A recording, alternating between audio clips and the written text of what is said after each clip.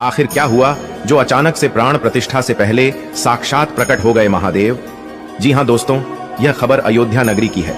जैसे कि हम सभी जानते हैं कि आज प्रभु श्री राम की प्राण प्रतिष्ठा जनवरी है। अयोध्या राम मंदिर में श्री राम की प्राण प्रतिष्ठा भी होने जा रही है।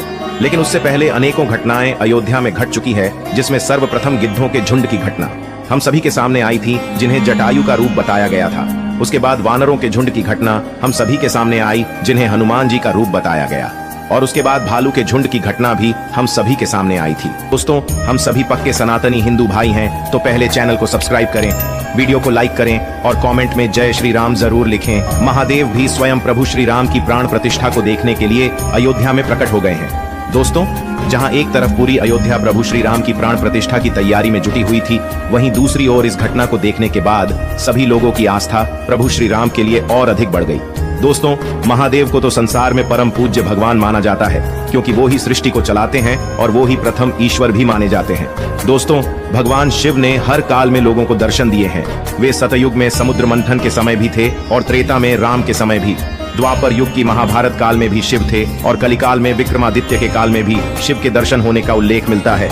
भविष्य पुराण के अनुसार राजा हर्षवर्धन को भगवान शिव ने मरुभूमि पर दर्शन दिए थे। कुछ पुराणों के अनुसार भगवान शंकर को शिव इसलिए कहते हैं कि वे निराकार शिव के समान हैं। निराकार शिव को शिवलिंग के रूप में पूजा जाता है। असल में दोनों की प्रतिमाएं अलग अलग आकृति की हैं। शंकर को हमेशा तपस्वी रूप में दिखाया जाता है। कई जगह तो शंकर को शिवलिंग का ध्यान करते हुए दिखाया गया है।